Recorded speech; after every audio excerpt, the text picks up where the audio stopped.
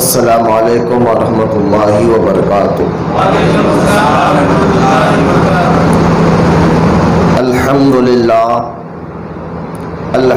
للہ رب العالمین، والصلاة والسلام علی سید المرسلین وعلی آلہ واصحابہ اجمعین، اما بعد فأعوذ باللہ من الشیطان الرجیم، بسم اللہ الرحمن الرحیم۔ تلک الدار الآخرۃ تجعلوها للذین لا یریدون علوا فی الارض ولا فسادا والعاقبۃ للمتقین۔ آمنت باللہ، صدق اللہ العلی العظیم۔ وقال اللہ تعالی بشان حبیبہ الکریم، ان اللہ وملائکتہ یصلون علی النبی یا ایھا الذین آمنوا صلوا علیہ وسلموا تسلیما۔ اللہم صلی علی سیدنا و مولانا محمد وعلی آل سیدنا و مولانا محمد وبارک وسلم۔ صلاۃ و سلام علیک یا رسول اللہ صلی اللہ تعالی علیہ وآلہ وصحبہ وسلم۔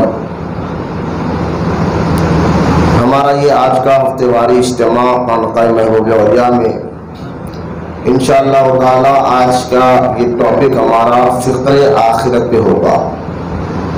جمعہ میں میں نے آخرت کی فکر پر بیان کیا تھا، تو اس موضوع کو پھر سے میں یہاں اتوار کے اس ہفتے واری اجتماع میں بھی میں بیان کر رہا ہوں تاکہ کچھ الگ باتیں آپ کے سامنے رکھوں۔ جمعہ میں نے بیان میں کچھ اور آیت پڑھی تھی اور آج کچھ اور آیت میں نے آپ کے سامنے پڑھنے کا شرف حاصل کیا ہے، جس آیت مبارکہ کا میں مختصر سا ترجمہ اور پھر اس کا معنی اور مفہوم بھی آپ کے سامنے رکھوں گا۔ بڑے غور و فکر کرنے کے بعد کچھ باتیں اللہ تعالیٰ کے فضل و کرم سے سمجھ میں آئی کہ کیا وجہ ہے کہ ہم تبدیل کیوں نہیں ہوتے۔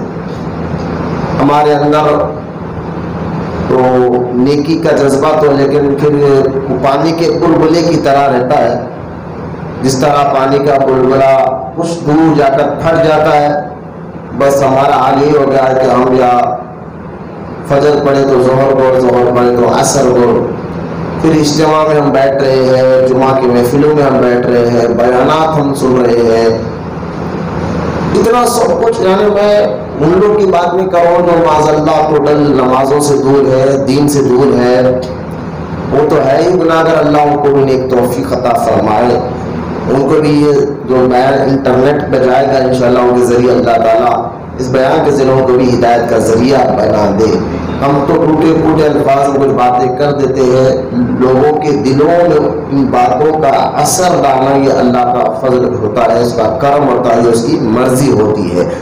لہذا وہ لوگ تو بیچارے ہیں، لیکن میں ان لوگ کی بھی بات کر رہا ہوں جو مذہبی دکھتے ہیں، داڑیاں سروں چہروں پر ہوتے ہیں، ٹوپیاں سروں پر ہوتے ہیں، پھر وہ بیانات سنتے ہیں، پھر جو ہے محفلوں میں بیٹھتے ہیں، اس کے بعد بھی ان کے اندر تبدیلی نہیں آئی۔ پھر ان بیان ختم ہوا تو وہی غیبت، چغلخوری، پھر جو ہے نماز چھوڑنا، پھر وہ کئی ہیرے بہانے ہوتے ہیں۔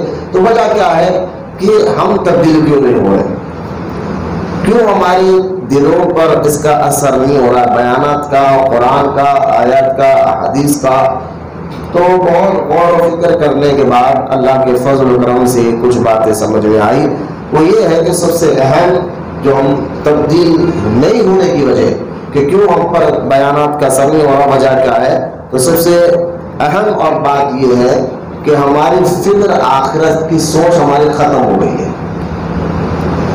آخرت کا سوچ، آخرت کی فکر جب تک آپ آخرت سے لگاؤ رہنے، آپ کو یہ خیال ہمیشہ رہے گا کہ مرنا ہے، مرنے کے بعد حساب کتاب دینا ہے، تو یہ خیال اس بندے کے اندر پک جاتا ہے، جم جاتا ہے، پھر وہ بندہ محفل تو محفل ہے، تنہائی میں بھی اللہ کی نافرمانی نہیں کرتا۔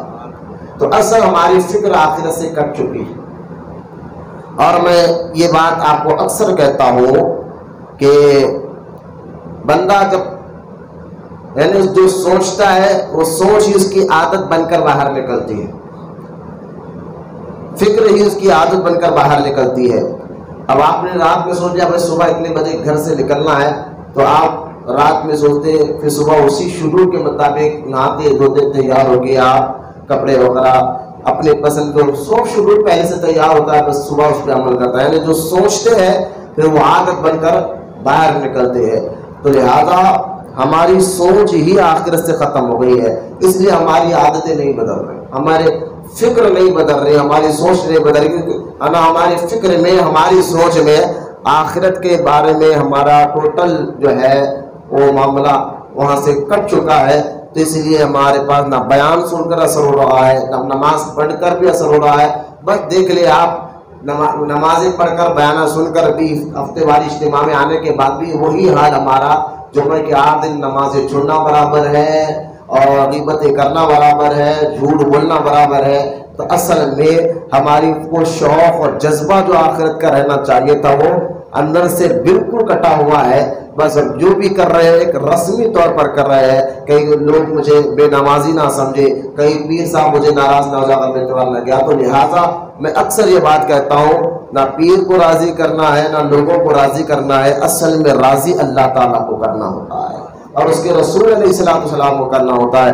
تو آخرت کی فکر ہمارے اندر پیدا ہونا چاہیے، تو ابھی ہم تبدیل ہوں گے۔ پہلا وجہ میں آپ کو بتا رہا ہوں، اور میں نے میرا سیدنا شیخ عبد القادر جیلانی غوث اعظم دستگیر رضی اللہ تعالی عنہ کہ فتوح الغیب کو میں نے جب پڑھا، جس میں 60 خطبے آپ کے غوث پاک کے اس کتاب میں لکھے ہوئے ہیں، تو اگر ہم ان خطبوں کو پڑھتے ہیں تو غوث پاک کی ہر تقریر، غوث پاک جب بھی تقریر کرتے ہیں، یہ بھی آپ کو معلوم ہونا چاہیے کہ غوث اعظم دستگیر ہفتے میں 3 دن تقریر کیا کرتے تھے۔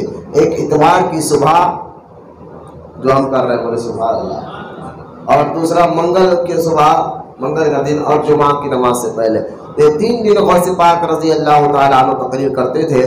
تو غوث پاک کی جو تقاریر ان کے بڑے بیٹے عبد الوہاب گیلانی رحمۃ اللہ تعالیٰ علیہ نے جو کتاب کی شکل میں لکھا، اس 60 خطبوں کا نام ہے فتوح الغیب۔ تو اسی کتاب میں اگر ہم غوث پاک کے لکھے ہوئے یعنی غوث پاک کی تقریر کرے ہوئے خطبے ہم جب پڑھتے ہیں تو غوث اعظم دستگیر کسی بھی موضوع پر بولے، ہر اپنی تقریر میں، ہر اپنے بیان میں اپنے مرید، اپنے متقین کو ایک بات بار بار کہتے تھے کہ لوگوں آخرت کی فکر پیدا کرو، آخرت کی سوچ پیدا کرو، تمہیں مرنا ہے، اللہ کی بارگاہ میں حساب و کتاب دینا ہے۔ یقین جانیے وہ تو غوث پاک رضی اللہ تعالیٰ عنہ، اللہ پاک نے آپ کی زبان میں اتنی تاثیر دیا تھا، جب تقریر ختم ہوتی تھی خوف خدا میں، آخرت کے حساب کتاب دینے میں لوگوں کو اپنے گناہ اتنے یاد آ جاتے اور اللہ کے خوف سے اتنا روتے کہ جب تقریر ختم ہوتی 1 یا 2 کا انتقال ہو چکا ہوتا تھا، جنازے نکلتے، خوف خدا کے میں روتے لوگ اپنی جان اللہ کی بارگاہ میں دے دیتے۔ یہ غوث پاک کی تقریر کا عالم تھا۔ تو میرا بتانا اور سمجھانے کا مقصد یہ ہے کہ غوث پاک ہر اپنی تقریر میں لوگوں کو آخرت کی فکر پیدا کرنے اور آخرت کی سوچ پیدا کرنے کے لیے کہتے ہیں۔ تو آپ دیکھ لیں، میں یہی تو آپ کو سمجھا رہا ہوں، بندہ وہی جو سوچتا ہے وہ سوچ ہی اس کی عادت بن کر باہر نکلتی ہے۔ سوچ آخرت کی پیدا ہو جائے، فکر آخرت کی پیدا ہو جائے تو دیکھ لیں پھر بندہ جو ہے نہ اللہ اتنا ڈرتا ہے، یار میں کسی کا مال کھاؤں گا جواب آخرت میں دینا ہوگا، میں جھوٹ بولوں گا جواب آخرت میں بھی دینا پڑے گا، اگر میں غیبت کروں گا جواب آخرت میں دینا پڑے گا، کیونکہ اللہ تعالیٰ نے قرآن میں شرعیہ کہہ کر فرمایا رائے کے دانے کے برابر کا اللہ کی بارگاہ میں حساب ہونے والا ہے۔ کسی کا مال کھا لوں گا اللہ کی بارگاہ میں اگر یہ سوچ ہمارے اندر میں رہ جائے، ماپ کو تول کروں گا، کمی کروں گا ماپ تول میں، تو مجھے اللہ کی بارگاہ میں جواب دینا ہوگا۔ یہ سوچ اور یہ فکر ہمارے اندر اگر جم جائے تو انشاءاللہ بندہ پھر جو ہے اس فکر کے ذہن میں جب یہ جم جاتا ہے، یہ خیال یہ پک جاتا ہے، آخرت کا خوف، آخرت کا ڈر، اللہ کا اللہ تعالیٰ کی پکڑ یہ ذہن میں بیٹھ جاتا ہے، جس میں اللہ تعالیٰ نے خود ارشاد فرمایا. ہم دیکھ لیں آج بندہ جو ہے نا خوشحالی میں جتنے گناہ کرتا ہے، غم میں اتنے گناہ نہیں کرتا، دکھ میں اتنے گناہ نہیں کرتا. جب بندہ خوش رہتا ہے، مالی اعتبار سے خوش ہو، صحت کے اعتبار سے خوش ہو، جب کوئی خوشی کا کام ہوتا ہے تو بندہ کھل کر گناہ کرتا ہے. وہ کہتا مجھے کون پوچھنے والا ہے، مجھے کون پکڑنے والا ہے. تو خوشحالی میں تو ہر کوئی گناہ کرتے نظر آتے ہیں، ہر کوئی اللہ کو ناراض کرتے ہوئے نظر آتا ہے. غم میں، پریشانی میں، تکلیف میں وہ تو اپنے غیر بھی اللہ کو یاد کر لیتے ہیں، غیر بھی اللہ کو پکار لیتے ہیں. لیکن میں آپ کو بتا رہا ہوں خوشحالی میں ہم اپنی زندگی گزارتے ہیں. جوانی اللہ پاک نے دی تو ہم اس کو جو ہے نا اللہ کی نافرمانی میں نہ گزارے، بلکہ خوشحالی میں کہ میں تو ابھی جوان ہوں، ابھی میرے کافی وقت ہے، اللہ کی نافرمانی نہ کرے. کیونکہ آخر کی فکر جب ختم ہوتی ہے، خوشحالی میں بندہ جتنا گناہ کرتا ہے، ہم نے دیکھا کہ غم میں، دکھ میں، تکلیف میں اتنے گناہ نہیں کرتا، اتنا اللہ کو ناراض نہیں کرتا جو خوش رہ کر اللہ کو ناراض کرتا ہے. تو یہ وجہ کیا ہے؟ آخرت کی فکر ختم ہو گئی ہے. یہ سوچتا ہے بندہ کہ مجھے کون پوچھنے والا ہے، مجھے کون پکڑنے والا ہے. اللہ تعالیٰ نے قرآن پاک میں ارشاد فرمایا اِنَّا بَطْشَ رَبِّكَ لَشَدِيدٌ، خبردار جاؤ اللہ کی پکڑ بڑی شدید ہوگی. پکڑنے والا اللہ ہے، پوچھنے والا اللہ ہے. لہٰذا ہماری فکر آخرت کی سوچ میں جڑ جائے تو انشاءاللہ بندہ پھر تنہائی میں بھی گناہ کرنے اللہ سے ڈرتا. محفل تو یہ فکر ہمارے اندر پیدا ہو جائے تو انشاءاللہ تعالیٰ پھر ہمارا جو ہے نا نیکیوں میں بھی مزہ آئے گا، نماز میں بھی مزہ آئے گا، اطمینان سے عبادت کریں گے. اگر محفل میں ہے بیٹھے نماز پڑھے بول کر نہیں، اگر باہر بھی رہیں گے تب بھی نماز پڑھیں گے، دوستوں کے ساتھ بھی رہیں گے تو نماز پڑھیں گے، گھر میں بھی رہیں گے تو نماز پڑھیں گے. کیونکہ اس کو پتہ یہ چل جائے، فکر آ جائے کہ مجھے آخرت میں اس کا حساب دینا ہے، اللہ کی بارگاہ میں پوچھے حساب دینا ہے. قرآن پاک میں یہی بات اللہ تعالیٰ نے ارشاد فرمایا. سورہ قصص میں اللہ فرماتا ہے تلک الدار الآخرہ، یہ آخرت کا گھر ہم ان کے لیے کرتے ہیں. کس کے لیے کرتے ہیں؟ آخرت کا گھر ہم ان کے لیے کرتے ہیں جو زمین میں تکبر نہیں چاہتے، زمین میں تکبر نہیں چاہتے اور نہ فساد، نہ تکبر چاہتے ہیں نہ فساد کرتے ہیں. اور آخرت تو اصل میں پرہیزگاروں کی ہی ہے، نیکوکاروں کی ہے.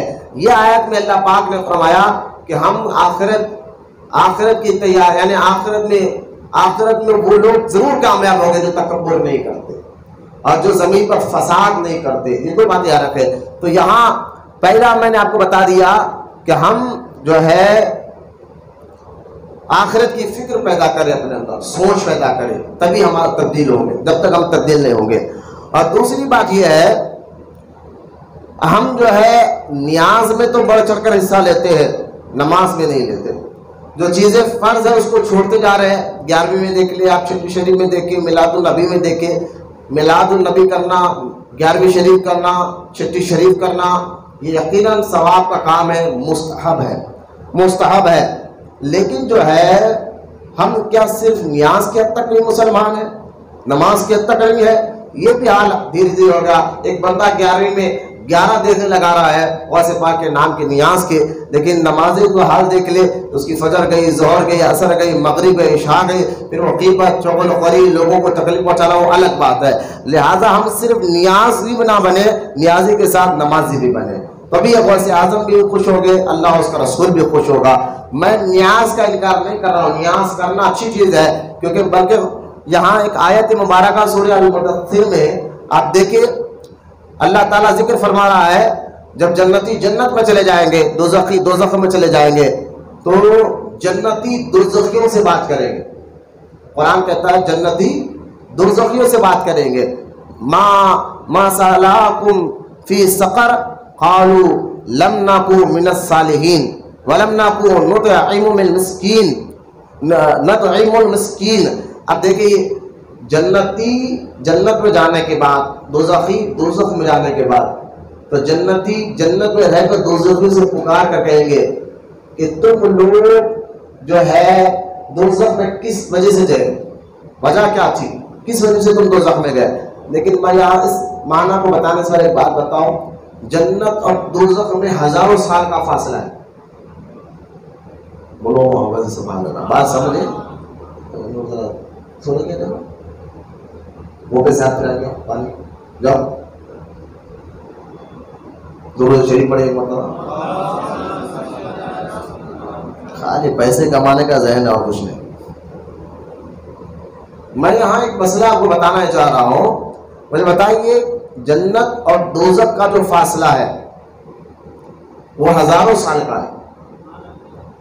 اور قرآن کہتا ہے کہ جنتی جنت میں جانے کے بعد دوزخیوں سے پوچھیں گے کس وجہ سے تمہیں جو ہے دوزخ میں جانا پڑا. دوزخی اس آواز کو سنیں گی اور جواب بھی دیں گے. جواب کو سنیں گے بھی اور جواب بھی دیں گے. یہ آیت میں غور کریں آپ کہ ہزاروں سال کا فاصلہ ہے اور عام روحیں آپس میں بات کر رہی ہیں. اور لوگ کہتے ہیں موتی دور تمہاری آواز سنتے ہیں, غریب نواز اجمیر شریف میں کیا تمہاری آواز سنتے ہیں.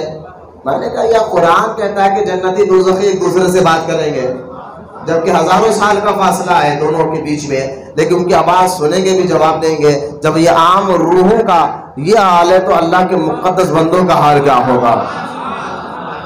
یہ آیت مبارکہ میں.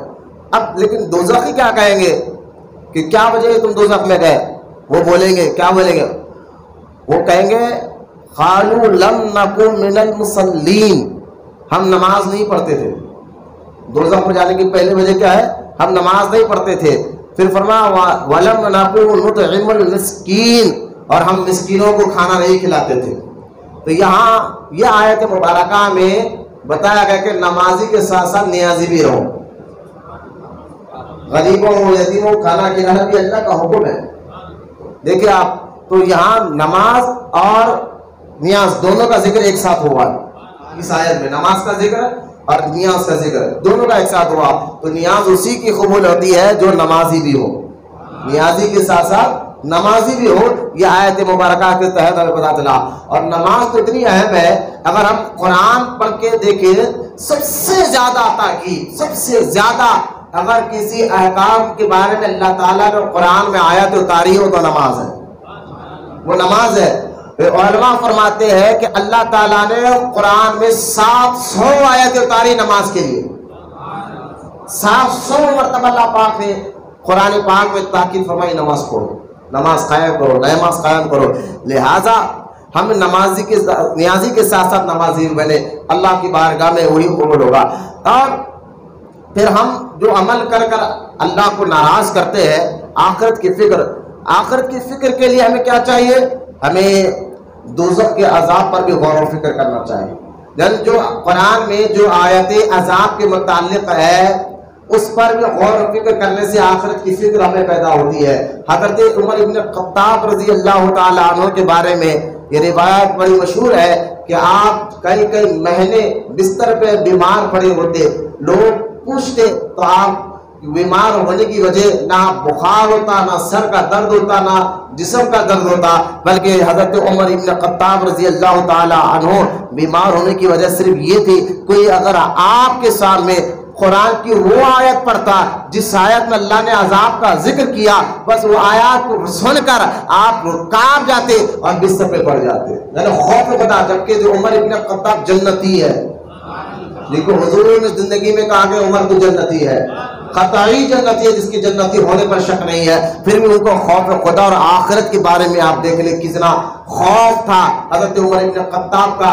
یہ خوف, یہ معاملہ بھی آپ کے پاس موجود ہے. کل قیامت کے دن اگر یہ اعلان ہوگا کہ ایک بندہ دوزخ میں جائے گا باقی سب جنت میں جائیں گے, حضرت عمر کہتے ہیں میں خوف کرتا ہوں کہیں میں نہ ہوں. اللہ یعنی کل قیامت کے دن ایسا ہو کہ اللہ کی طرف سے اعلان ہو کہ ایک بندہ دوزخ میں جائے گا باقی سب جنت میں جائیں گے. حضرت عمر کہتے ہیں مجھے خوف ہے وہ ایک بندہ جو دوزخ میں جانے والا میں نہ ہوں. اور امید دلاتے ہوئے حضرت عمر ابن خطاب رضی اللہ تعالیٰ عنہ امید دلاتے ہوئے فرماتے ہیں کہ اگر اعلان ہوگا کہ ایک بندہ جنت میں جائے گا تو حضرت عمر کہتے ہیں کہ میں امید ہے کہ وہ میں ہی ہوگا. تو ہمیں خوف بھی رکھنا ہے, امید بھی نہیں توڑنا ہے.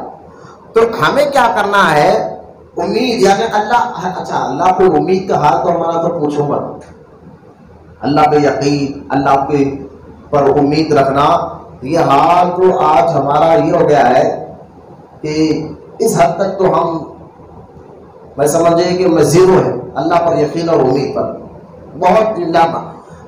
کیونکہ پھر میں کہہ رہا ہوں ہمارا اٹھنا بیٹھنا چلنا پھرنا کھانا پینا اگر اسلام کے مطابق ہوگا تو آخرت کی فکر پہ ہوگا، اور اللہ پر یہ یقین ہونا چاہیے کہ اللہ دیکھ رہا ہے، اللہ دیکھ رہا ہے۔ لیکن اللہ پر امید رکھنا، اللہ پر یقین رکھنا، یہ بھی حال ہمارا دھیرے دھیرے ختم ہو گیا ہے۔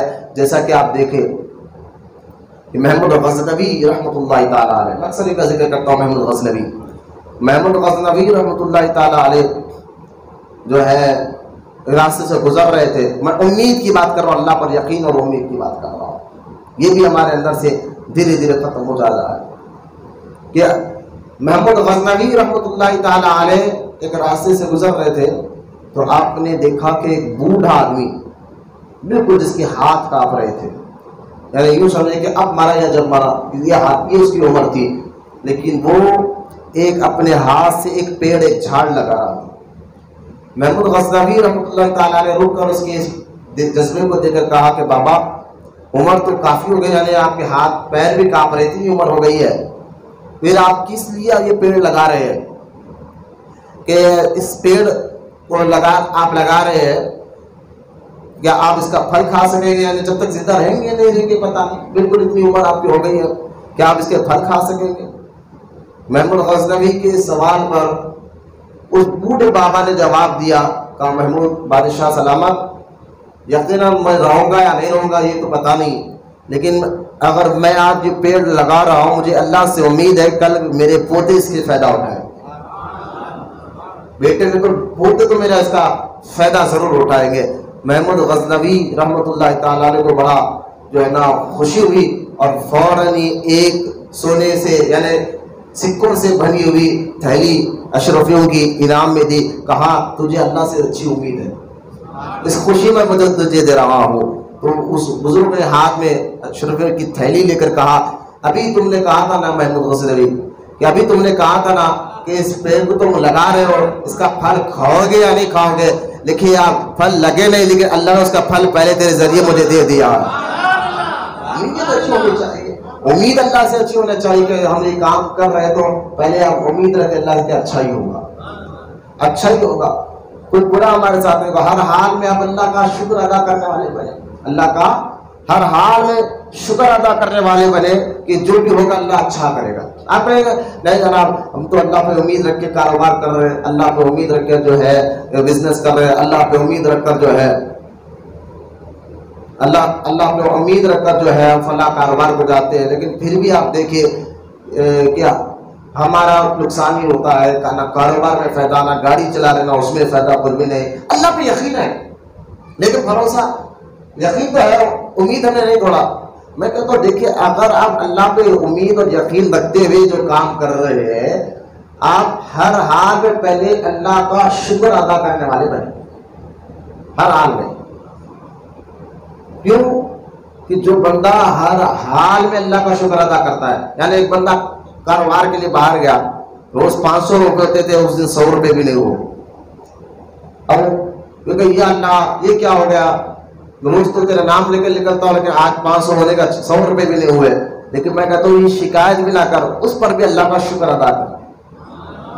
اللہ کا ہر حال میں شکر ادا کرنے سے بھی اللہ جو ہے اس کی کئی وجوہات ہوتی ہے، کئی حکمتیں ہوتی ہے کہ ایک بندہ سوچتا ہے کہ یہ کام کروں گا اور پورا تیار ہوتا ہے، اچانک ٹانگ ٹوٹ جاتی ہے، اچانک ہاتھ ٹوٹ جاتا ہے، ارے یار میں تو پورا سوچ لیا یہ کیا ہو گیا میرے سنگات۔ تو میں کہہ رہا ہوں اس کی وجہ بھی حکمت ہوتی ہے، کیوں کہ ہم مومنوں کے بارے میں احادیث میں آتا ہے مومن کے پیر میں اگر کانٹا بھی چبھتا ہے تو اس کے پیچھے بھی وجہ اور حکمت ہوتی ہے، وہ کانٹا تو اس کے پیر میں چبھتا ہے لیکن اس چبھنے کی وجہ سے اللہ اس کے گناہوں کو معاف فرما دیتا ہے۔ حکمت پر غور کرے، اللہ کی حکمت پر غور کرے کہ یہ ٹانگ کیوں ٹوٹی، یہ ہاتھ کیوں ٹوٹا، تو اس کے پیچھے بھی وجوہات ہوتے ہیں کہ اس کے گناہ کو اللہ تعالیٰ معاف فرما دیتا ہے، کانٹے چبھنے پر اللہ معاف کرا، مال میں پیسہ زیادہ نقصان ہو گیا، علماء فرماتے ہیں اس پر بھی مومن کو اللہ ثواب عطا فرماتا ہے، کیونکہ اللہ پر امید رکھ کر مال میں کاروبار میں پیسے ملا، لیکن ہو گیا نقصان لیکن امید اللہ سے رکھا تھا نا، دعا کرتے ہوئے۔ تو لہذا چاہے نقصان ہو یا فائدہ مسلمان کو چاہیے ہر حال میں اللہ کا شکر ادا فرمائے، کیونکہ نقصان ہونے میں بھی کئی حکمتیں اور کئی وجوہات اس کے پیچھے ہوتی ہیں۔ اب اس کو میں اگر آپ نہیں سمجھے آسان کر کر بات بتا دو تاکہ یہ بات آپ کو سمجھ میں آ جائے. میں یہ کہنا چاہ رہا ہوں کہ نقصان ہو یا فائدہ ہر حال میں اللہ کا شکر ادا کرو. کچھ نہ کچھ وجہ ضرور ہوتی ہے. جیسا کہ آپ دیکھیں حضرت سیدنا زین الدین مولانا داؤد حسین رحمۃ اللہ تعالیٰ علیہ معروف 22ویں خواجہ رحمۃ اللہ تعالیٰ جن کا مزار مبارک خلد آباد میں ہے. 22ویں خواجہ نے اپنے ملفوظات میں ایک واقعہ لکھا, خود ملفوظات بیان فرما دے اس پر کہ ہر حال میں اللہ کا شکر ادا کرو. اور کچھ نقصان پہ رہتا اس کے پیچھے حکمت ہوتی ہے, وجوہات ہوتی ہے, چاہے جسمانی نقصان ہو, مالی نقصان ہو, کچھ بھی ہو, اس پر اللہ سے نا امیدی مت ہو. یہ واقعہ سناتے ہوئے حضرت 22ویں خواجہ رحمۃ اللہ تعالیٰ فرماتے ہیں کہ ایک علاقے میں ایک گاؤں میں ایک بہت بڑے اللہ کے ولی رہا کرتے تھے, اور وہ بزرگ جو ہے اتنے مقبول تھے اللہ کی بارگاہ میں, لوگ جو کہتے وہ دعا کرتے اسی وقت دعا قبول ہو جاتی, اس کا اثر ظاہر ہو جاتا تھا. ایک دن پورے گاؤں کے لوگ اس بزرگ کے پاس آئے, آ کر کہنے لگے کہ حضور ہمارا جو ذریعہ ہے بکری, ہمارے ایک نے پورے گاؤں کی بکریاں اچانک مر گئی, یہ کیا ہو گیا, آپ دعا کریں. تو وہ بزرگ نے فرمایا صبر کرو, کوئی وجہ ہو سکتی ہے. انہوں نے کہا حضور یہ ایک دو گھر کی بات ہے, پورے گاؤں کے گھروں کی بات ہے, سب کی بکریاں مر گئی. آپ نے فرمایا صبر کرو, کچھ تو وجہ ہوتی ہے, اللہ کی مرضی ہوتی ہے, اس کے پیچھے حکمت ہے, ہوگی. تو باہر نکل کے خاموش بیٹھ گئے. دوسرے دن پھر وہ سارے گاؤں کے لوگ ولی کے پاس آئے کہنے لگے حضور جو ہمارے جانوروں کی حفاظت کرنے کے لیے, کھیت کی حفاظت کرنے کے لیے ہم نے جو کتوں کو پالا تھا, اچانک ایک ہی رات میں سارے گاؤں کے کتے مر گئے. تو حضرت نے فرمایا صبر کرو, کچھ وجہ ہو سکتی ہے. اب وہ باہر نکل کے بولے اصل میں یہ تو بابا ہے نا دعا نہیں کرنا چاہتا, یہ ہمارے جانور مر گئے, وہ کہہ رہے کہ حکمت ہوگی. ہمارے جو ہے ایک روایت میں کتے ہیں, ایک روایت میں مرغے بھی ہے, وہ مر گئی. کہتے ہیں صبر کرو, کیونکہ مرغے بھی لوگ پالا کرتے تھے پہلے. حیات الحیوان کتاب کا نام ہے. علامہ دمیری رحمۃ اللہ تعالیٰ علیہ فرماتے ہیں کہ احادیث کی روشنی میں کہ جو وائٹ کلر کا مرغا پالتا ہے پالنا چاہیے, کیونکہ جو وائٹ کلر کے مرغے جس گھر میں ہوتے ہیں اس گھر میں جادو نہیں ہوتا. مولانا سبحان اللہ, یہ حدیث علامہ دمیری رحمۃ اللہ تعالیٰ علیہ نے اپنی کتاب حیات الحیوان میں لکھا ہے. لہٰذا وائٹ کلر کے مرغے پالا کرو, اس سے جادو نہیں آتے, جنات گھر میں نہیں آتے, یہ وجہ ہے. تو لہٰذا وہ لوگ کہنے لگے بابا دعا نہیں کرنا چاہتے. تیسرے دن وہ رات میں اچانک سارے گاؤں کے جو چراغ جل رہے تھے گھروں میں وہ سب بجھ گئے, تیل ختم ہو گیا, بجھ گئے. ایک نہیں سارے گاؤں کے گھروں کا حال ہو گیا. اور جب تیسرے دن یہ حال ہو گیا تو لوگ پھر آئے کہیں گے بابا یہ کیا معاملہ کہ ایک دن میں ہمارے جانور مر گئے, دوسرے دن میں ہمارے جو ہے کتے مر گئے, تیسرے دن میں ہمارے گھروں کے اچانک چراغ گل ہو گئے, سلگانے پر نہیں سکتے. بزرگ نے فرمایا صبر کو کوئی وجہ ہو سکتی ہے, اللہ کی بات صبر کو حکمت ہو سکتی ہے. تو یہ لوگ جو بار بار کیونکہ نہ ہم اتنا نماز پڑھے فائدہ نہیں ہو رہا, کاروبار کر رہے فائدہ نہیں ہو رہا, تو اس کے پیچھے وجوہات ضرور ہوتی ہیں, آپ غور کریں. تو اب تیسری بار وہ بزرگ نے یہ بات کہی کہ صبر کرو, اللہ کچھ نہ کچھ وجہ حکمت ہو سکتی ہے. میں لوگ بہت اٹھ رہے بیٹھے جو چلے آئے تو باہر کر رہا ہوں میں, ایسا اٹھنے بیٹھے مت کرو بیٹا. لہذا اب یہ تیسری بار یہ بزرگ کا ہے, گاؤں کے لوگ تو اور چلے گئے, اصل میں دعا نہیں کرنا چاہتے. یہ واپس اپنے مکانوں میں آئے اور دوسرے دن صبح میں قریب گاؤں کے کچھ لوگ بھاگتے بھاگتے کے گاؤں میں آئے, آ کر کہنے لگے تم لوگ تو رات میں اچھا گزر گئے, پر پڑوس کے گاؤں کے لوگ کہنے لگے ہمارے گاؤں میں ٹرک میں ڈاکو آئے اور آ کر سارے لوگ کئی لوگوں کو قتل بھی کیا, ہمارے گھر سے مال لوٹ لیا, فلاں ہمارا نقصان ہو گیا, مالی بھی نقصان ہوا, کئی لوگوں کو قتل بھی کیا. اور اس کے گاؤں والے کہ ہمارے پاس وہ کیوں نہیں آئے. تو ایک آدمی کہتا ہے جو پڑوس کے گاؤں سے بھاگ گیا, وہ کہتا ہے وہ آنا چاہتے تھے تمہارے پاس, لیکن تمہارے گاؤں میں دیکھا نہ کتوں کی بھونکنے کی آواز آ رہی, نہ جو ہے بکریاں نظر آ رہے ہیں, اور نہ ہی جو ہے لائٹ نظر آ رہی ہے, روشنی نظر آ رہی ہے. تو ڈاکو سمجھ گئے کہ ہو سکتا ہے یہ گاؤں والوں کو ہمارے آنے کی خبر مل گئی, یہاں سے بھاگ گئے, تو لہٰذا وہ تمہارے گاؤں میں آ نہیں سکے. تب سمجھ میں آیا کہ یہ نقصان ہونا بھی اللہ کی بہت بڑی حکمت ہے. یہ 22ویں خواجہ رحمۃ اللہ تعالیٰ نے اپنے ملفوظات اس واقعے کو لکھا ہے کہ اگر کچھ وجہ نہیں ہوتا, اللہ پر امید اس کو برقرار رکھو. ہر حال میں یقین سے جو ہے کامیابی سے اللہ کی بارگاہ میں اس کو مضبوطی کے ساتھ پکڑا کرو، تو پھر دیکھیے اللہ تعالیٰ کیسا اجر عطا فرمائے۔ آخرت کی فکر جب مدینہ منورہ میں حضور رحمت کونین، میں سنا رہا ہوں آخرت کی فکر، کچھ ہٹ کی باتیں سمجھا رہا ہوں، جمعہ میں نے نہیں سنا کہ نبی کریم صلی اللہ تعالی علیہ وسلم مدینہ منورہ میں جب گئے اور وہاں پر آپ کو اللہ پاک نے بات شہادت عطا فرمائی، ارے سارا مدینہ پاک میں، تو مدینہ پاک میں کچھ یہودی بھی رہتے تھے نا آس پاس، تو دو قبیلے تھے، بنو قزیر بنو سعا، یہ دو قبیلے تھے یہودیوں کے۔ تو سب یہودیوں نے حضور سے وعدہ کیا تھا کہ ہم آپ کو دھوکہ نہیں دیں گے، یعنی ہم اپنے مذہب میں رہیں گے، آپ اپنے مذہب میں رہیں، لیکن ہم آپ کا ساتھ دیں گے، اگر کوئی باہر سے لڑنے آئے تو ہم ان کا ساتھ نہیں دیں گے۔ یہ ایک معاہدہ ہوا تھا یہودیوں میں حضور کے ساتھ۔ اب جب جنگ احد کا جو معاملہ آیا، دوسری جنگ، مشرکین جب مدینہ پاک پہ حملہ کرنے کے لیے آئے احد کے میدان میں، تو یہ دو قبیلے بنو قریظہ بنو سعا، یہ دونوں جو ہے یہودی والے قبیلے، انہوں نے مشرکوں کا ساتھ دیا، یعنی اپنے وعدے سے پھر گئے۔ اور جب وعدے سے پھر گئے یہودیوں نے ان کا ساتھ دیا، لیکن اللہ پاک نے مسلمانوں کو یعنی حضور ہوئی کو جنگ احد میں کامیابی عطا فرمائی۔ اور جب کامیابی عطا فرمائی، سرکار علیہ السلام جب مدینہ پاک احد کے میدان سے مدینہ پاک میں آئے، پہلے ان دو قبیلوں کو پکڑا کہ تم نے وعدہ کے خلاف کیا، اور اس بنیاد پر جو قانون کی بنیاد پر ان سے کہا کہ تم اپنے محلے خالی کر کر دور چلے جاؤ۔ تو ان لوگوں نے اپنے گھر بار محلہ چھوڑ دیا، کیونکہ دھوکہ دیا تھا، وعدے کے خلاف کام کیا تھا، دھوکہ دیا تھا، وہاں سے وہ چلے گئے پورا۔ اب پورا یہ قبیلہ جو قبیلہ رہتا تھا بنو قریظہ بنو قیس، یہ دونوں قبیلے جب چلے گئے چھوڑ کر، تو ان کے گھر بار سب رہ گئے، ان کے پراپرٹی سب رہ گئی۔ تو اب دیکھیں سرکار مدینہ صلی اللہ تعالیٰ علیہ وسلم نے اپنے صحابہ کو کس طرح کی تربیت فرمائی تھی، اور صحابہ اللہ کی رضا کے لیے ایک دوسرے کا کیسا خیال کرتے تھے۔ یہ آج ہم مریدوں میں ہر مسلمان میں آ جائے پھر کیا ہوگا اسلام کا بول بالا۔ آپ دیکھیں نبی کریم صلی اللہ تعالیٰ علیہ وسلم نے مہاجر صحابہ کو، انصار صحابہ کو بلوایا، انصاریوں کو بلا، مدینہ پاک کے رہنے والے صحابہ کو بلوایا اور بلا کر فرمایا کہ دیکھو یہ دو قبیلے والے تو چلے گئے، ان کی پراپرٹی، ان کا پیسہ، گھر بار یہاں پر ہے، لہٰذا تم آپس میں بانٹ لو۔ کیوں؟ کیونکہ جب ہم مہاجر صحابہ مکہ چھوڑ کر مدینہ پاک میں آئے تھے، تم لوگوں نے اپنی پراپرٹی کے آدھے حصے کیے، تم لوگوں نے اپنے کھیت کے آدھے حصے کیے، جس کے یہاں تک کہ انصار صحابہ میں جس کی دو بیویاں ہوتے وہ ایک بیوی کو طلاق دے کر مہاجر صحابہ سے نکاح فرما دیتا۔ لہذا مہاجر صحابہ وہ ہے جو مکہ چھوڑ کر مدینہ، اس طرح کی قربانیاں دی تھے انصار کے ساتھ والے۔ تو اللہ کے رسول علیہ السلام نے پہلے انصار صحابہ کو بلوایا، فرمایا یہ جو پراپرٹی یہ یہودی کو چھوڑ کر گئی آپس میں بانٹ لو، ان کے گھر بار آپس میں بانٹ لو۔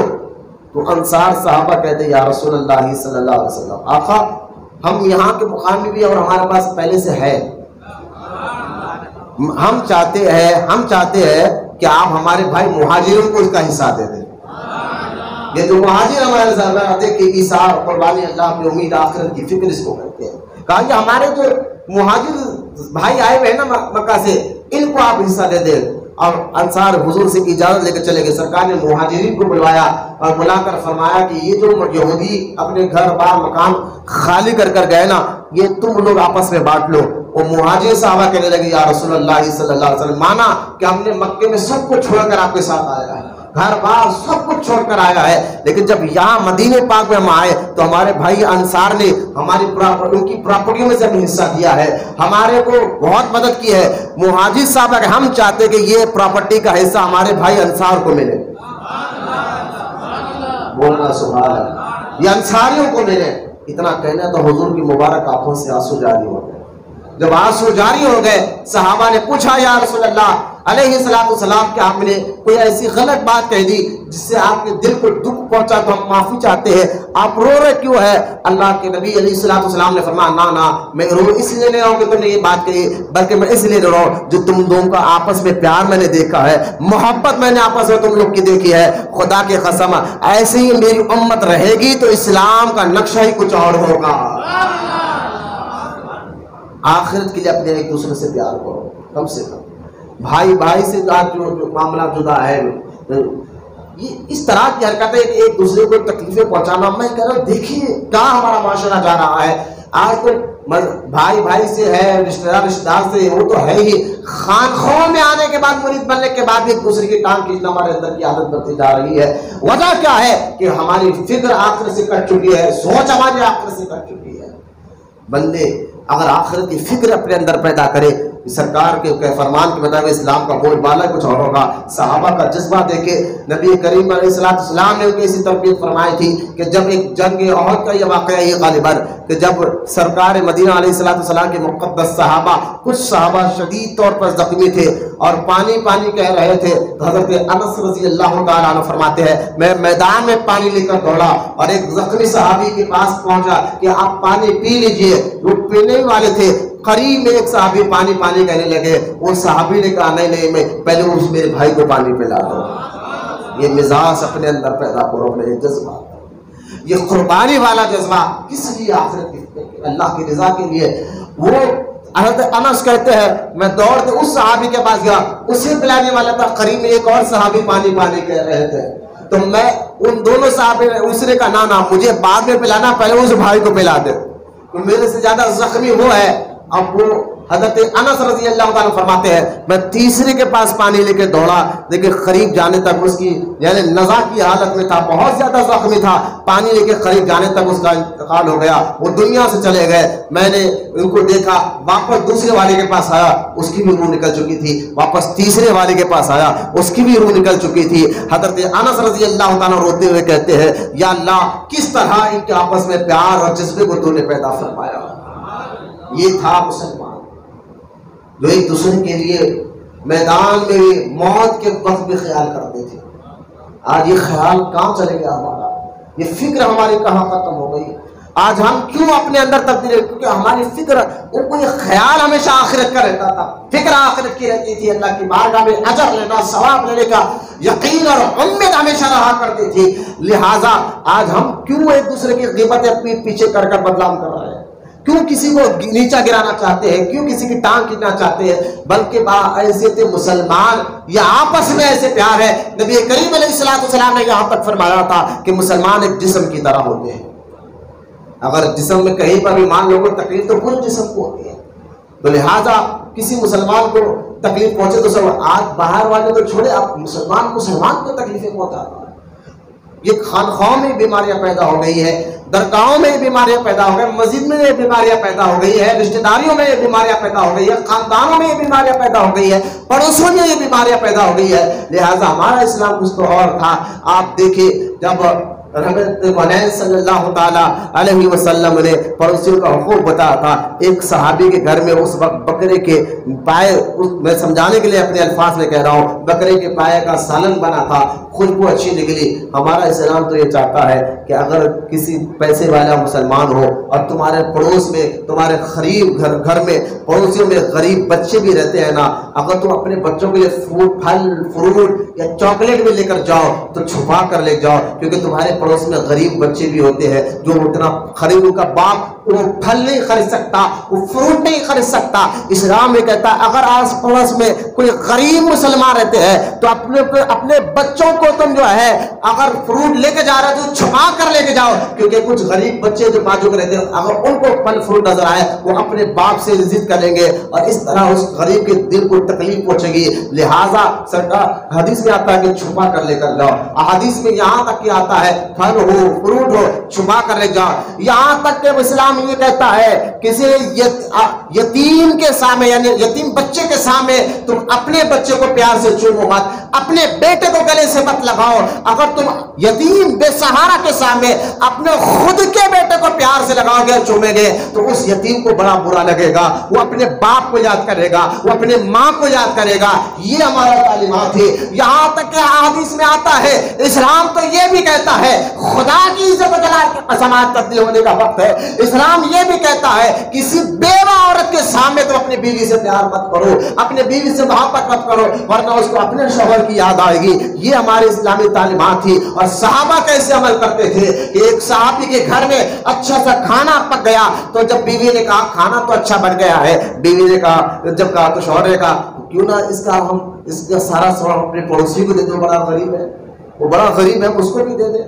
آج تو ہم اس کو دیتے کیا، اس کے لینے کی سوچتے ہیں، اس کے آپ چبوترا قبضہ کریں گے، اس کی دیوار قبضہ کریں گے، اس کی زمین قبضہ کریں گے، وہ ہمارے پڑوس میں آ جائے تو ہم اس کو حقارت کی نظر سے دیکھیں گے۔ یہ حال ہمارا ہو گیا ہے کیونکہ فکر آخرت کی ختم ہو گئی ہے۔ صحابہ کو یہ فکر ہمیشہ رہتی تھی کہ ہمیں یہاں نہیں آخرت میں اس کا اجر و ثواب لینا ہے۔ اب دیکھیے آپ، جیسا ہی وہ سالن بنا، اس صحابی نے فوراً سارا کا سارا سالن جو ہے اس پڑوسی کو دے دیا۔ وہ پڑوسی کو لینا تھا، اس نے کہا کہ بھائی ہم تو کھائیں گے، یہ کیوں نہ ہو یہ ہمارے پڑوس کو دے دیں۔ اس طرح اس نے اپنے پڑوسی کو دیا۔ احادیث میں آتا ہے 40 گھر پھر پلٹ کر جس نے بھیجا تھا اسی کے پاس وہ سالن آ گیا۔ 40 گھر گئے، بس ایک دوسرے کو اظہار کرتے ہوئے، اس کو زیادہ ضرورت ہے، اس کو زیادہ ضرورت ہے، اس کو زیادہ ضرورت ہے، اس کو زیادہ ضرورت ہے۔ یہ حال تھا صحابہ کرام کا آپس میں۔ آخر میں جس نے بھیجا اسی کے گھر واپس آیا، پھر انہوں نے باہر نکل کر سب کو تھوڑا تھوڑا بانٹ دیا۔ تو یہ مزاج ہمارے اندر پیدا کرو ایک دوسرے کا پیار کرنے کا۔ یہ مزاج کب پیدا ہوگا؟ کسی کو ہم نقصان نہیں پہنچائے، کسی کو ہم تکلیف نہ پہنچائے، کب پیدا ہوگا؟ جب ہماری فکر آخرت سے جڑ جائے۔ آخرت کی فکر ہمارے اندر جب پیدا ہو جائے گی تو لہٰذا یہ ہمارے اندر جب آخرت کی فکر پیدا ہو جائے گی تو یہ حال ہمارا انشاءاللہ تعالی ہو جائے گا کہ ہم جو ہے ایک دوسرے کا خیال کرنے والے بنیں گے۔ پہلی وجہ میں نے آپ کو بتا دیا کہ ہم جو ہے آخرت کی فکر پیدا کریں۔ اگر ہم آخرت کی فکر پیدا کریں گے تو انشاءاللہ تعالی پھر ہمارے اندر جو ہے جذبہ آئے گا نیکی کرنے کا، خیال رہے گا اور ہمیشہ رہے گا انشاءاللہ۔ اور دوسری وجہ جو ہے تکبر تو پہلے تکبر کا معنی سمجھ جائیے اور غور سے سنیے۔ تکبر کیا ہے کہ تکبر کا معنی اور مطلب سمجھے۔ تکبر اس کو کہ جس کی وجہ سے ہم نیک نہیں بن رہے۔ ایک تو آخرت کی فکر ہمارے اندر ختم ہو گئی، دوسرا ہے وجہ نیک نہیں بننے کی وجہ تکبر۔ اب کہیں گے تکبر سے مالدار کو آتا ہوگا یا پیسے والے کو تکبر آتا ہوگا یا جس کا حسین جمیل ہو عورت یا مرد اس کو تکبر آتا ہوگا حسن کی وجہ سے، لیکن میں آپ کو بتاؤں گا غریبوں کو بھی تکبر ہوتا ہے، سب کو تکبر سے اللہ ہماری حفاظت کرتا ہے۔ تکبر ایک ایسی چیز ہے جو بندے کو ذلیل و رسوا کر دیتا ہے دونوں جہاں میں۔ اور اس کا معنی تکبر کا مطلب کیا ہے؟ تکبر اس کو کہتے ہیں کہ اپنے آپ کو بڑا سمجھنا، سامنے والے کو حقیر سمجھنا۔ تکبر کا مطلب کیا؟ میں جو کہہ رہا ہوں وہ صحیح، میں جو کر رہا ہوں وہ صحیح، میں جو سوچ رہا ہوں وہ صحیح، اور سامنے والے کو حقیر سمجھنا، ذلیل سمجھنا، یہ جو ہے تکبر ہے۔ یعنی تکبر کا معنی ذہن میں رکھے، اپنے کو بڑا سمجھنا، سامنے والے کو حقیر سمجھنا۔ اور جب جس بندے کے اندر تکبر آتا ہے تو تکبر والا شخص بھی نیک نہیں بن پاتا، اس کی عادت نہیں بدلتی، اس کی مزاج نہیں بدلتی جب تک اپنے اندر سے تکبر ختم نہ ہو۔ ایک آخرت کی فکر پیدا کرو، دوسرا اپنے اندر سے تکبر ختم کرو۔ تکبر جب تک ہمارے اندر ہے ہم نیک بن ہی نہیں سکتے۔ سیدھا بیٹھو بیٹا، سیدھا بیٹھو، ادب کے ساتھ بیٹھو، قرآن حدیث کی باتیں ہو رہی ہیں، بالکل ادب کے ساتھ بیٹھا کرو۔ لہذا تکبر جو ہے بندے کو بدلا ہی نہیں سکتا جب تک یہ آنا ہے۔ اب تکبر کا معنی سمجھے تو اب میں یہ جو علامات میں آپ کو بتا رہا ہوں تکبر کے، جو جمعہ میں نے یہ علامات بتانے سے مجھے رہ گئے تھے، اب یہ علامات دیکھ لیے ہمارے اندر ہے یا نہیں ہے تو سمجھنا آپ کے اندر تکبر ہے۔ حدیث میں کیا ہے؟ نبی کریم علیہ السلام نے فرمایا جس کے دل میں رائے کے دانے کا برابر بھی تکبر ہو اللہ اس کو جنت میں داخل نہیں فرمائے گا۔ بلکہ ایک اور حدیث میں اللہ کے رسول علیہ السلام نے فرمایا کہ اللہ ارشاد فرماتا ہے تکبر میری چادر ہے۔ اللہ چادر سے پاک، جسم جسمانیت سے پاک، لیکن سمجھانے کے لیے کہا گیا مثال دے کر کہ اللہ کی چادر تکبر ہے، یعنی میں کہنے کا حق اللہ کو ہے۔ تو احادیث میں آتا ہے حدیث قدسی میں کہ اللہ فرماتے ہیں تکبر میری چادر ہے، اور جو میری چادر کو مجھ سے کھینچنا چاہے تو میں اس کو ذلیل اور رسوا کر دوں گا۔ تو لہذا تکبر کی وجہ سے بھی ہم نیک نہیں بن پا رہے۔ ایک آخر کی فکر، دوسرا تکبر۔ اور تکبر کا معنی سمجھ گئے، اس کا عذاب میں نے آپ کو بتا دیا، رائے کے دانے کے برابر بھی تکبر ہمارے اندر ہے تو جنت میں داخل نہیں ہوگا۔ اب آپ جب یہ سمجھ گئے تکبر کہتے کس کو ہے، لیکن تکبر کی کچھ نشانیاں بھی علماء نے بیان فرمائی. اگر یہ نشانیاں ہمارے اندر ہو تو سمجھنا ہمارے اندر وہ چیز ہے، یعنی تکبر ہے. وہ نشانیوں کو ذہن میں رکھے اور ٹٹولے اپنے آپ کو غور و فکر کرے. بزرگان دین روزانہ اپنے آپ کو ٹٹولتے تھے کہ میں نے دن بھر میں کیا کیا ہے. تو ہم اپنے آپ کو ٹٹولیں گے تو انشاءاللہ تعالیٰ بہت چیزیں آپ کو سمجھ میں آئیں گے. اب متکبر شخص کی علامات دیکھیے آپ. پہلی علامت یہ ہر ایک میں دیکھیے آپ نظر آ رہی ہے آج کے دور میں، یہ عام خاص ہے. علماء کو اللہ سلامت رکھے کس طرح سے انہوں نے بیان فرمایا. آپ فرماتے ہیں پہلی علامت تکبر کی. اگر یہ علامت ہے سمجھے، اب علامات ہم بھی دیکھتے ہیں. بخار کی علامات ہو تو ہم ڈاکٹر کے پاس چلے جاتے ہیں.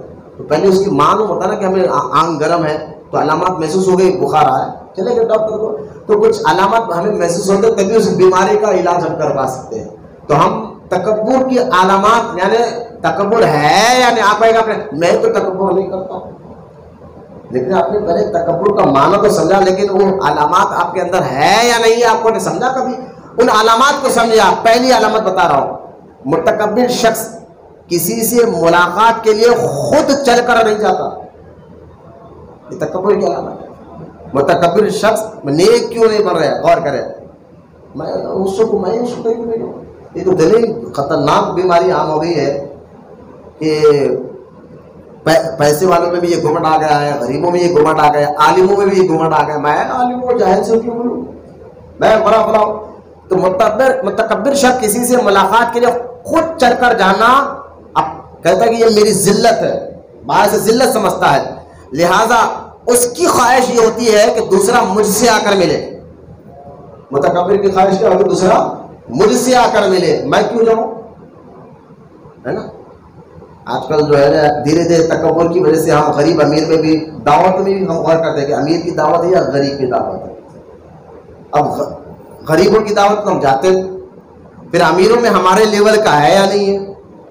اب غور اب دوسرا اچھا دیکھیں، لیکن یہاں جو یہ شخص ہے نا کہ میں کیوں ملاقات کروں، وہ آ کے مجھ سے ملاقات کرے. دیکھیں ایسا ایک جگہ جھکتا ہے، ذلیل، اللہ ذلیل کرتا ہے ایسے لوگوں کو. اور یہ تو دوسروں کو کہتا ہے میں اس سے کیوں ملاقات کروں، بھائی یہ مجھ سے آ کر ملاقات کرے، میری انسیٹ ہے یہ اس سے جا کے ملاقات کرنا.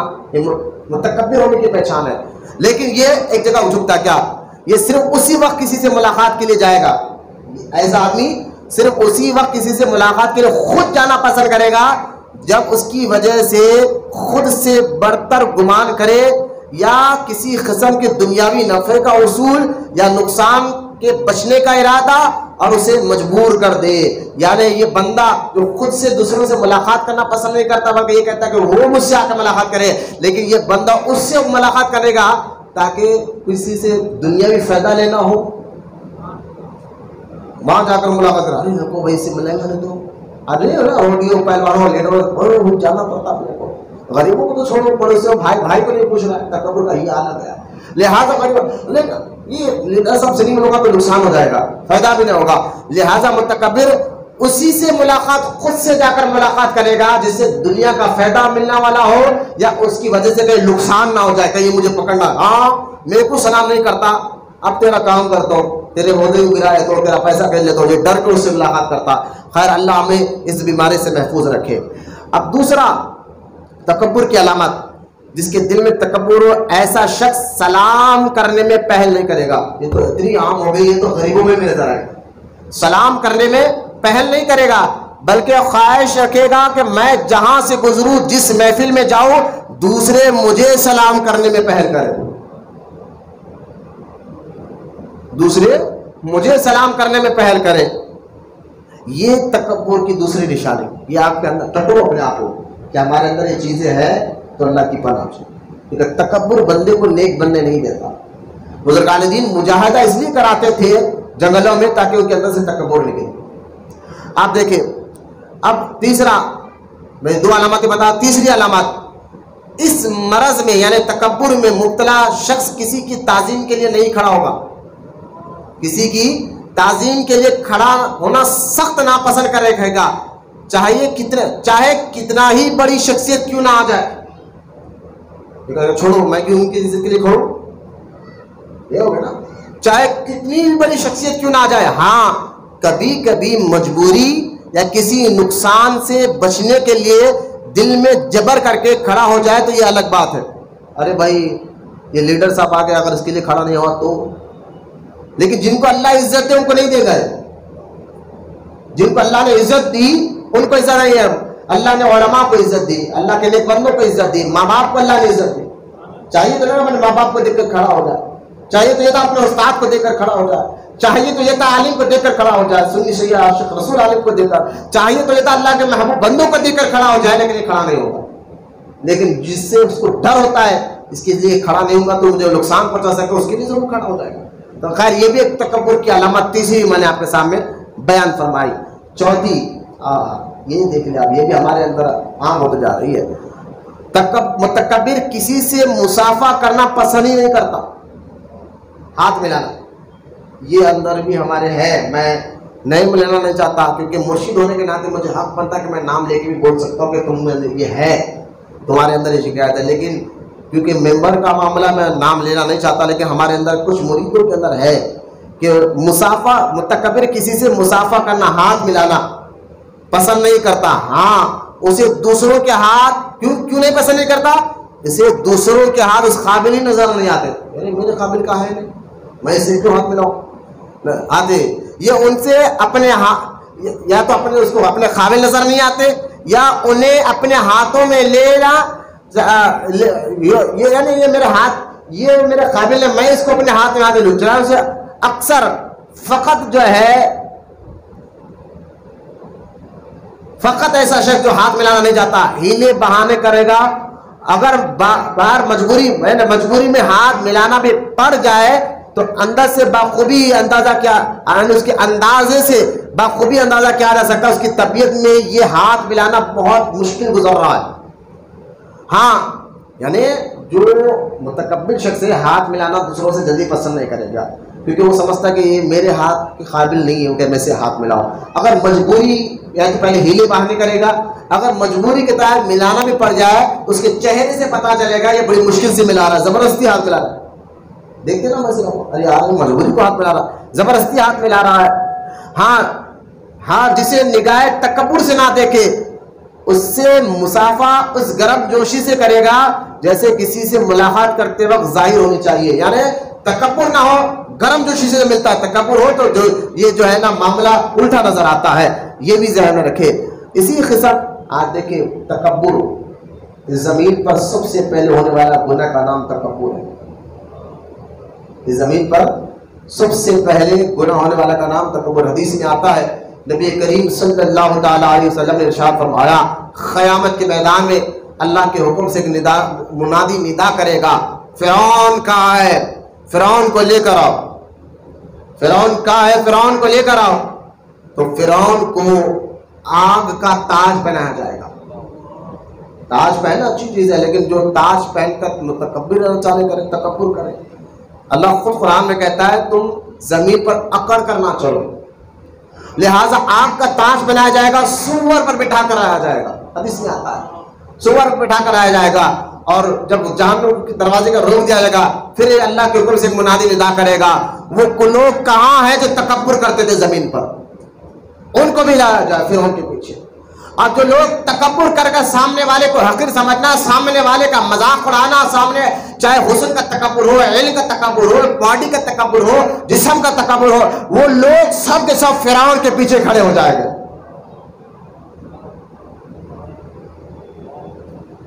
جاؤ بیٹا جاؤ, درود شریف پڑھو.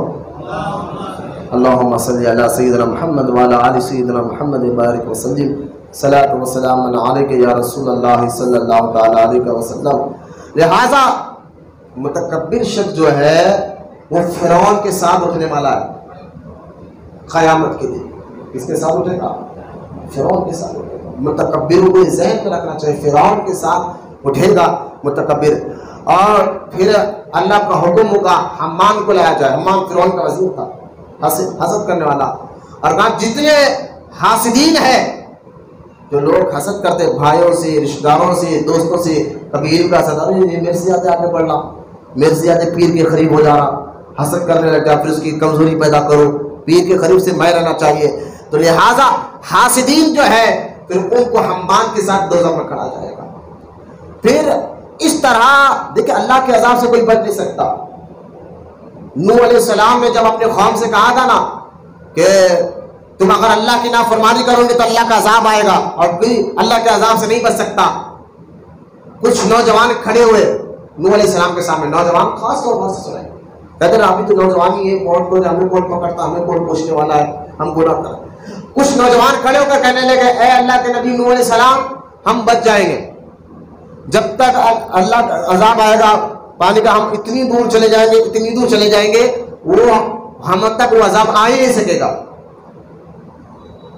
اللہ نے کیا کہا قرآن میں، اللہ کی پکڑ سے کوئی بچنے والا نہیں۔ اب اس نے جب یہ بات کہی، اور یہ بات کہنے کے بعد جو ہے سو اللہ کا عذاب آیا نوح علیہ السلام کے دور میں، اور ایسا بارش، زمین سے بارش، آسمان سے بارش، پتھروں سے پانی نکل رہا ہے، زمین سے پانی نکل رہا ہے، یہاں تک کہ علماء فرماتے ہیں جس تندور کو جلاتے تھے روٹی پکانے کے لیے آگ، اس آگ کے تندور سے پانی نکلنا شروع ہو گیا، دیواروں سے پانی ہونا نکلنا۔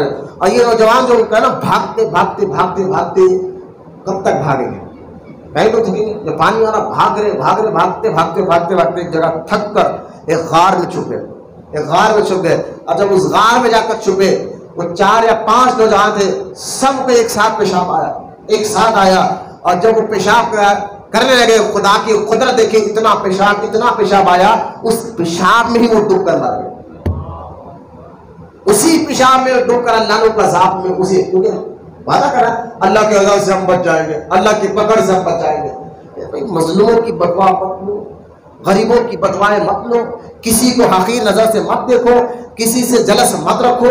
اگر حسد جلن رکھو گے اور ان کی غیبتیں، ان کی چغل خوریاں کرنے لگو گے، تکبر سے ان کو ذلیل کرو گے، تو یاد رکھو پھر اللہ کی پکڑ سے کوئی بچنے والا نہیں ہے۔ تو یہ اللہ کا عذاب متکبر جو ہے نا، اس کے لیے بات سمجھنا چاہیے۔ اچھا، متکبر کی ایک اور پہچان ہے، جب وہ کسی سے بات کرے گا تو اکثر جھڑک کر کرے گا۔ ہم بات کرتے نا جھڑک کر، تو یہ جھڑکنا تکبر ہونے کی علامت ہے۔ اسے کسی کی نصیحت قبول کرنا یا کسی سے مشورہ لینا انتہائی بھاری گزرے گا، بلکہ بعض اوقات اسے اپنے پاس سے ذلت اور عار تصور کرے گا، وہ کسی سے مشورہ نہیں لے گا، یار یہ چھوڑو، میں اس سے مشورہ کیوں۔ اور جب اسے کسی نصیحت قبول نہیں کرے گا، کوئی اس کو نصیحت دے تو وہ قبول بھی نہیں کرے گا۔ اب آپ دیکھیں، اگر کبھی یہ تکبر کی ایک اور علامت غور سے اور آپ نے دیکھا ہوگا، میں سمجھتا ہوں پریکٹیکل بات علماء نے بیان فرمایا، اگر کبھی وہ پیدل چلنا گوارا نہیں کرے گا، لیکن اگر کبھی پیدل چلنا بھی پڑ جائے، متکبر پیدل چلنا گوارا نہیں کرے گا۔ اسی لیے بزرگان دین کو، علماء کو میں نے دیکھا کہ وہ کبھی کبھی دور دور تک پیدل لے کر جاتے تھے۔ تکبر ہو بندے کو اللہ کا ولی وہ بن ہی نہیں سکتا۔ آپ دیکھیں متکبر کبھی پیدل چلنا گوارا، اگر کبھی کسی مجبوری کے تحت اس کو پیدل چلنا بھی پڑ جائے، جیسا کہ جنازے میں، تو وہ کوشش کرے گا کہ دوسروں سے آگے آگے رہے۔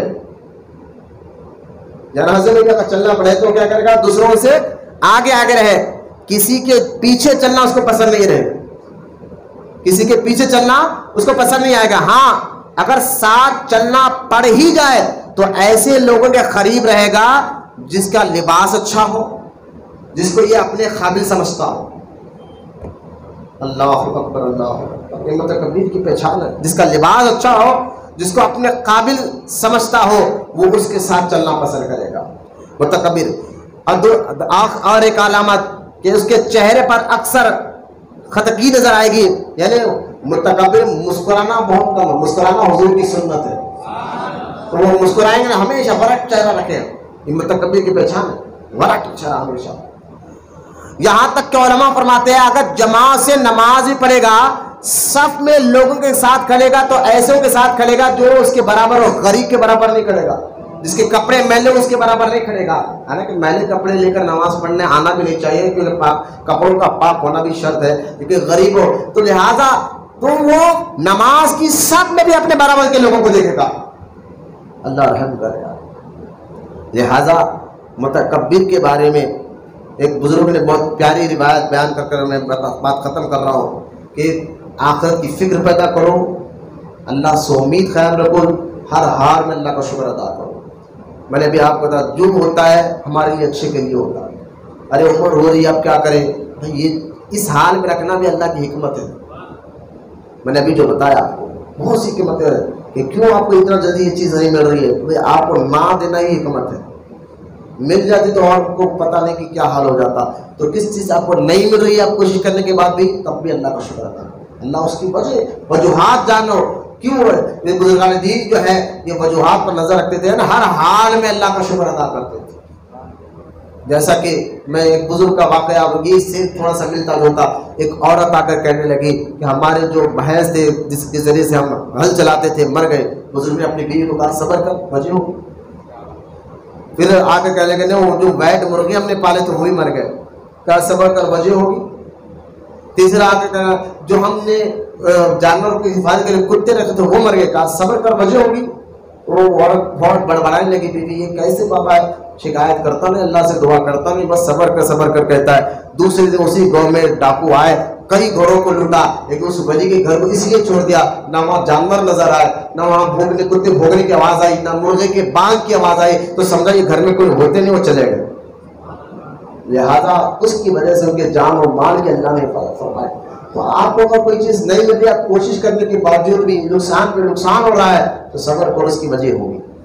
یہ بزرگان دین سمجھاتے ہیں، یہ اولیاء کرام سے تکبر ہم نے دل میں نہ لائے۔ حضرت ایک معزز بزرگ دیکھتے تھے کہ ایک بندہ نے روزانہ زمین پر اکڑ کر چلتا، اور ایک دن گھر سے نکلتا، سارا محلہ دیکھتا ہے یہ بڑا اکڑو آدمی ہے، جب بھی گھر سے نکلتا بڑا اکڑ کر نکلتا ہے۔ ایک دن کیا ہوا، وہ بزرگ نے دیکھا کہ وہ دور سے بس سینہ تان کر اکڑ کر چل رہا ہے، جبکہ قرآن کی آیت ہے ڈائریکٹ، اللہ نے فرمایا زمین پر اکڑ کر مت چلا کرو، قرآن کی آیت ہے مبارک ہے۔ تو لہٰذا سینہ تان کر اکڑ کر چلنے لگا۔ وہ بزرگ دور سے اس کو دیکھ لیا، اور اس کو دیکھ کر آپ بھی اکڑے۔ وہ قریب آیا تو وہ آدمی دیکھ رہا ہے دور سے کہ مجھے دیکھ کر سینہ تان رہے۔ وہ قریب آیا، وہ بزرگ دیکھ کے اور اکڑے۔ وہ اور قریب آیا، دور سے آ رہا ہے، دیکھ رہا ہے دور سے، بزرگ اور اکڑے۔ اب وہ اور قریب آیا، زیادہ کرنے کے دھڑم سے نیچے گر گئے۔ وہ قریب آ کے کہنا بابا میں دور سے دیکھ رہا تھا، میرے کو دیکھ کر سینہ اکڑ کر کے آخر میں دھڑم سے گر گئے، یہ کیوں گیا آپ نے؟